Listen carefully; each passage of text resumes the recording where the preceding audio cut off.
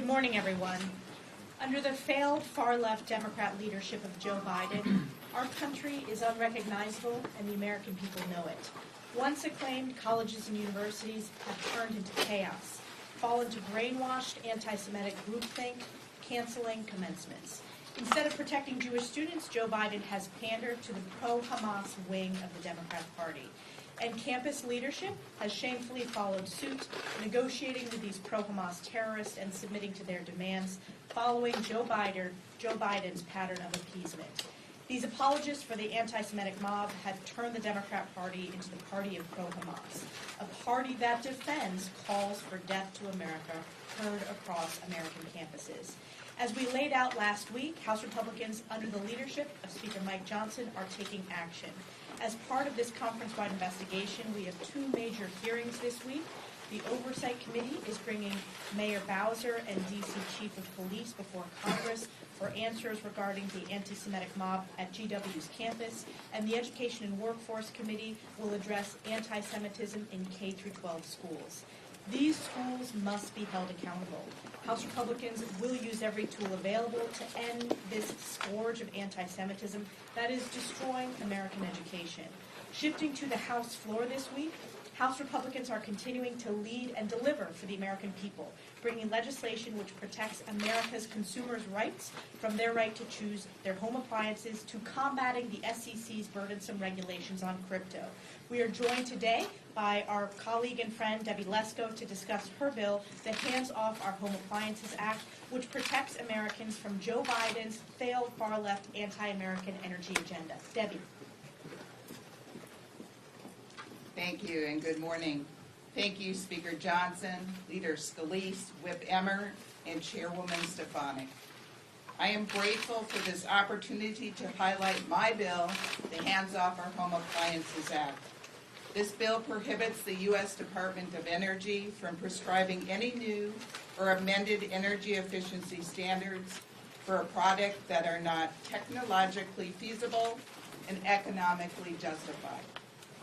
I am saddened that we even need a bill like this.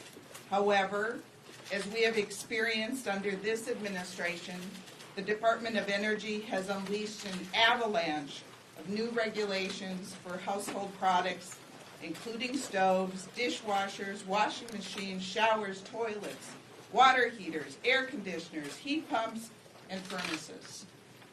No government bureaucrat should ever scheme to take away Americans' appliances in the name of a radical environmental agenda. Yet, that is exactly what we have seen under the Biden administration. I was proud to lead the House Republican effort to protect our gas stoves.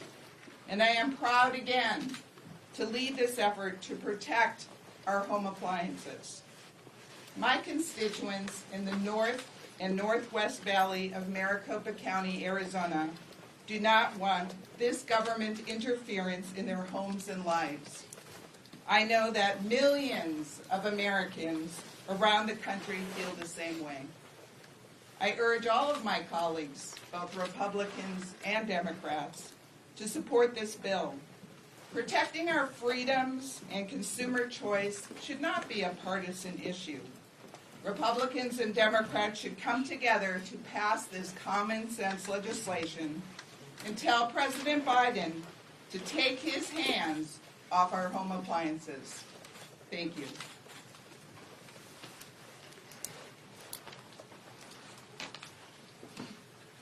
Chairman Gary Gensler's tenure at the SEC has been characterized by regulatory hypocrisy, inconsistency, and incompetence. The Securities and Exchange Commission's Staff Accounting Bulletin 121, commonly known as SAB 121, is just one example of Chair Gensler's egregious attempts to expand the SEC's authority and his clear bias toward the digital asset ecosystem. More than 2 years ago, the SEC disguised this illegal rule as guidance, circumventing Congress and public input so they could prevent banks from safeguarding consumer-owned digital assets. However, this rule isn't just overreaching and illegal. It violates the SEC's statutory mission. First, SAB 121 introduces more unnecessary and avoidable concentration risk into the digital asset ecosystem, making our markets less fair, less orderly, and less efficient. Second, it weakens investor protections by barring Americans from using the established banking infrastructure to custody their digital assets, which leaves Americans' assets more vulnerable if a custodian becomes insolvent.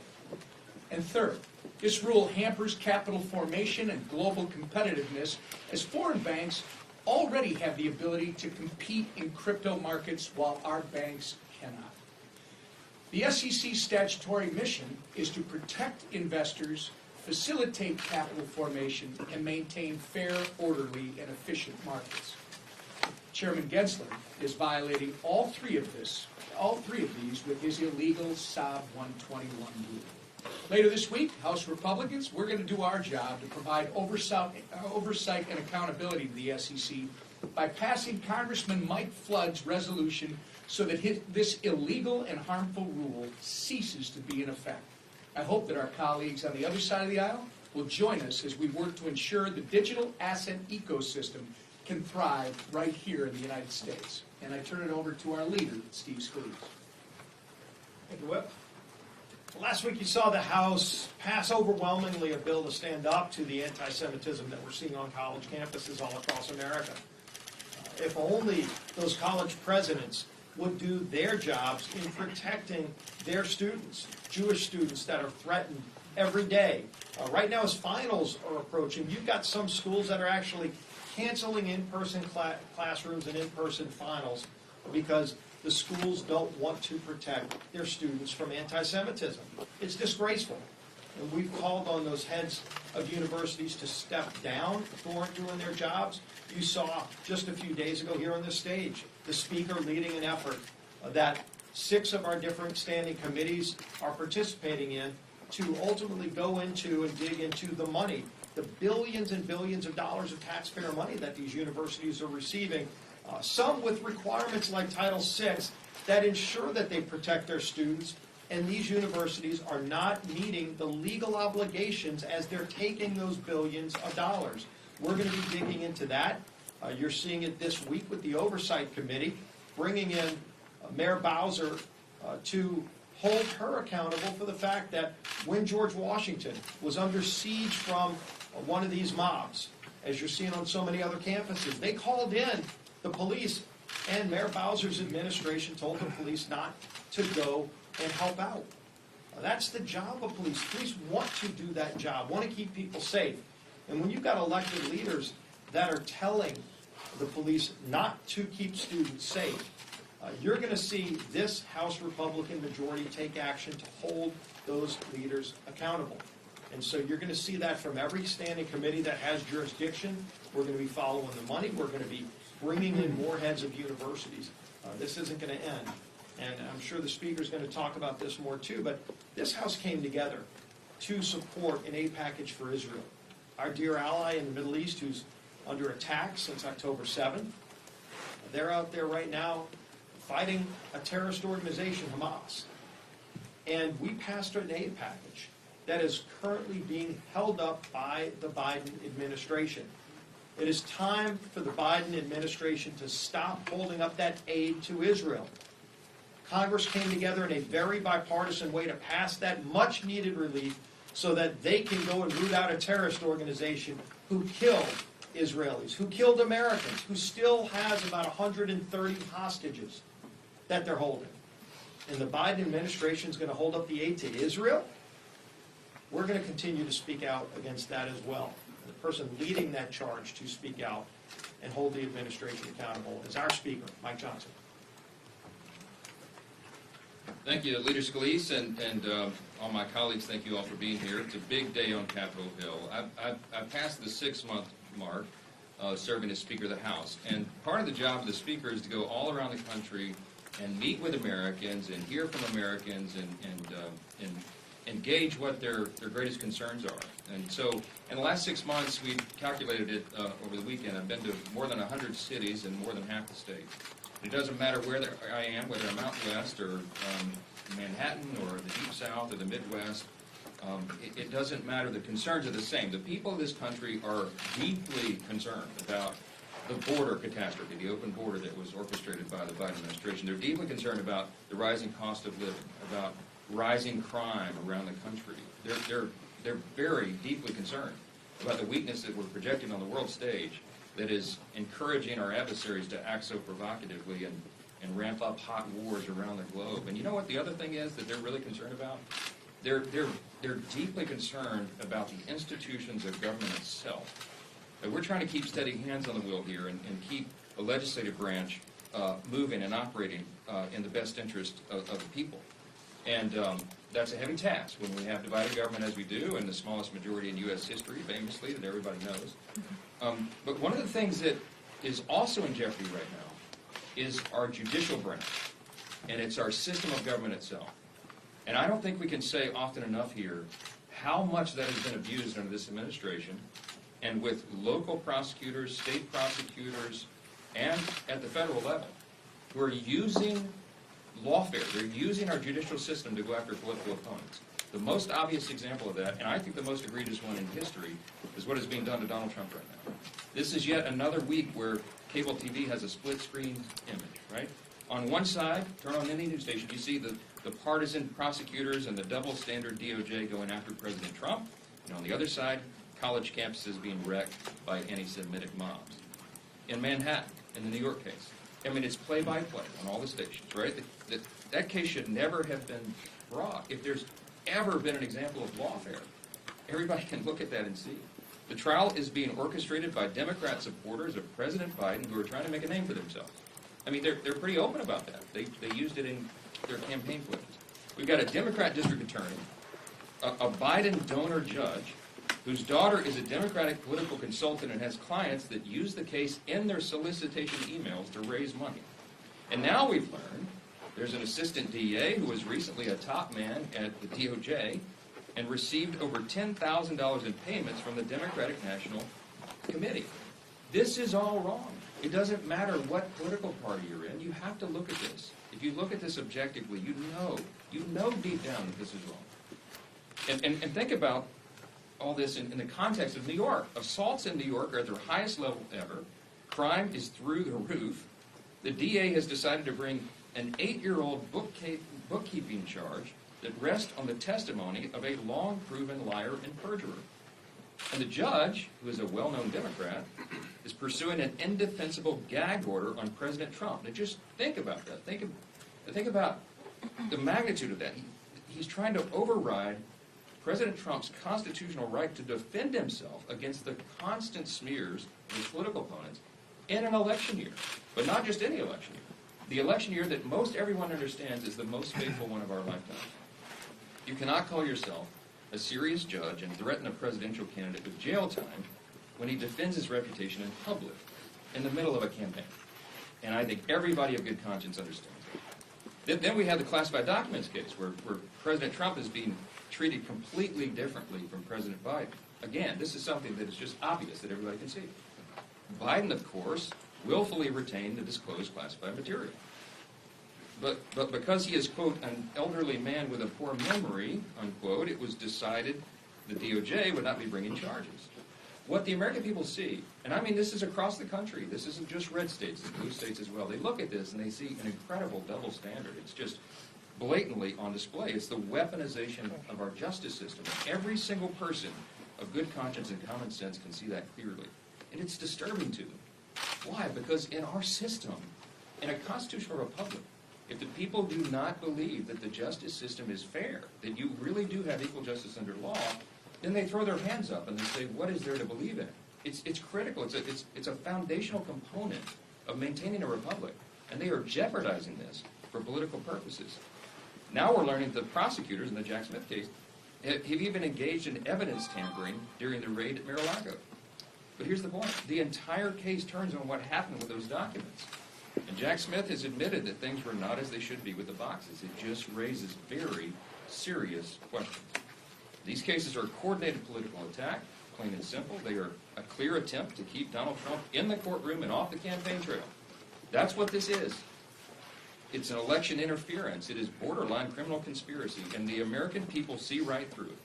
President Trump has done nothing wrong here, and he continues to be the target of endless lawfare. It has to stop. And you're going to see the United States Congress address this in every possible way that we can, because we need accountability. Ultimately, at the end of the day, it's bigger than President Trump. It's about the people's faith in our system of justice. And we're going to get down to the bottom of it. All these cases need to be dropped because they are a threat to our entire system.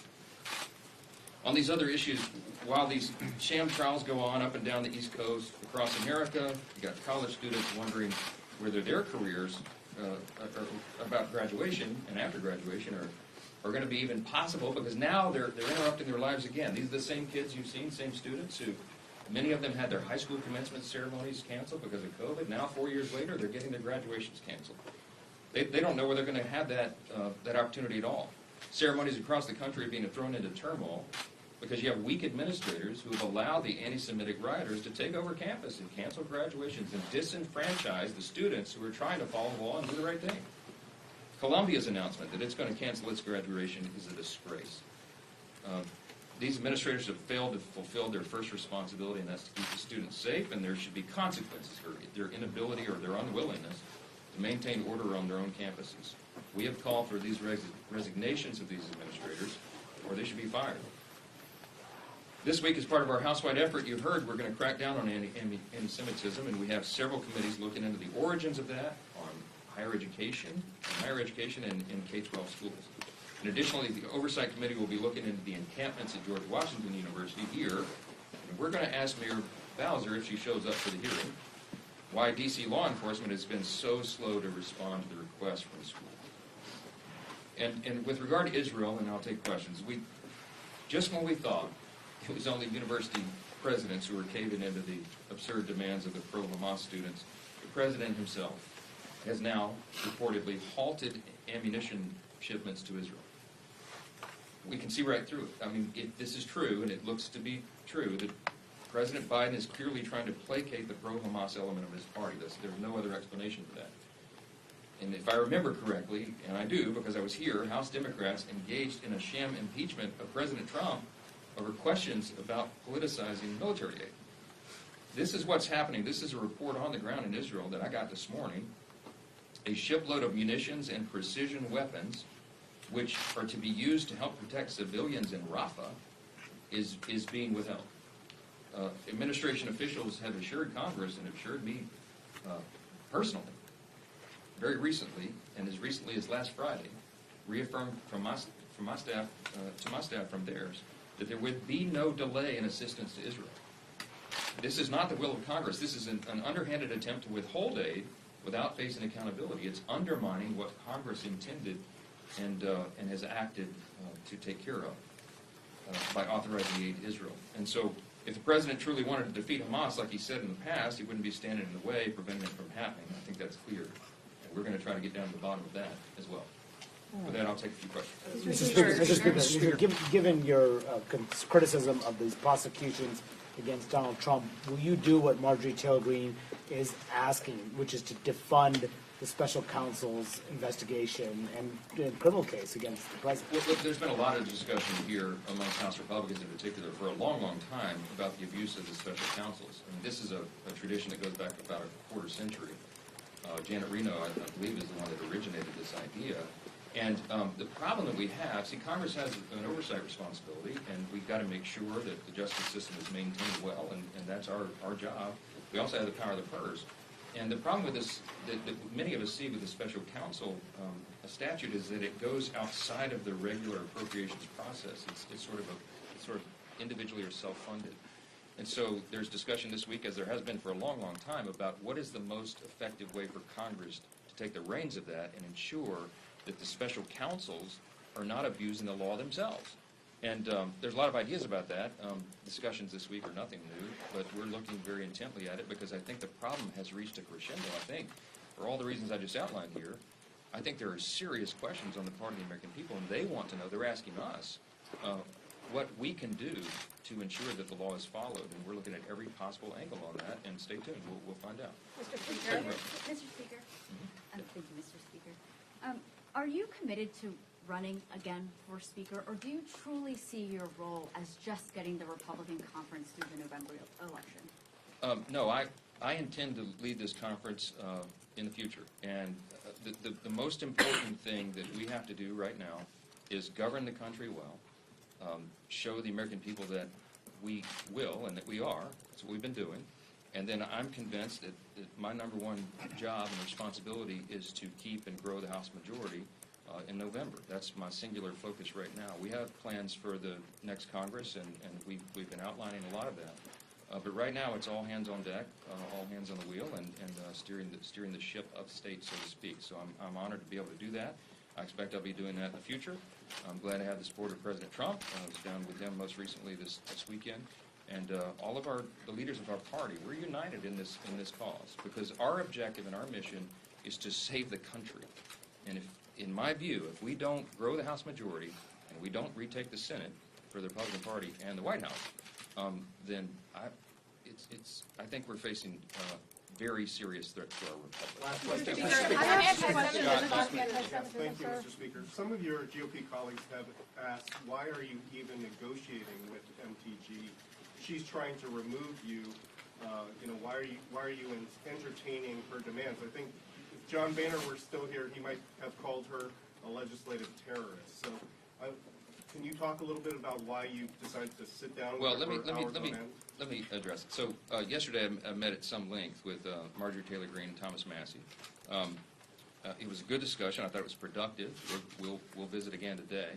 It's not a negotiation. Okay. This is how I've operated as Speaker. I committed to do it before I became Speaker, and we've been doing this for the last 6 months. I reminded my conference of this just within the last hour. Everybody knows I have lengthy discussions, detailed discussions on a daily basis with members across the conference. There are 217 of us. It takes a lot of time. This is why I don't get enough sleep these days. But what it's required when you have the smallest majority in history is that you have to quite literally get everyone to work together. When you can only lose one vote on a party preference or priority, it takes a lot of time to build consensus. And so what I do every day, Scott, is almost on an hourly basis, is I hear suggestions and ideas and thoughts from members. My door has been open from day one. Everybody knows that. I mean, I spend endless hours at this. There's nothing unusual about this. I've heard Marjorie and Thomas's ideas, just like I have every day for the last 6 months, heard others. And I reminded the conference this morning, everybody has the same opportunity to do that. It's not a negotiation at all. What we're trying to do, and what my job is to every day improve processes, procedures, our policy preferences, our legislation, and make sure that we can build the right consensus to get everybody together. It takes an inordinate amount of time and a lot of patience to do that in a time like this. But I'm committed to it, and we're going to continue to do that. So I take Marjorie's ideas and Thomas's and everybody else's equally, and we assess them on their own value, and where we can make improvements and changes and all of that we do. And that's what this is. There's nothing more than that going on. Yeah. Mr. Speaker, Thank one you. more. Thank you. On President Biden today, what do you want to hear from President Biden, sir, on anti-Semitism?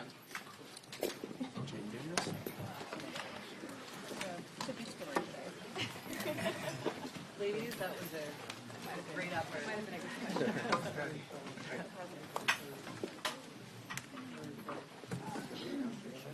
Yeah, I'm gonna cut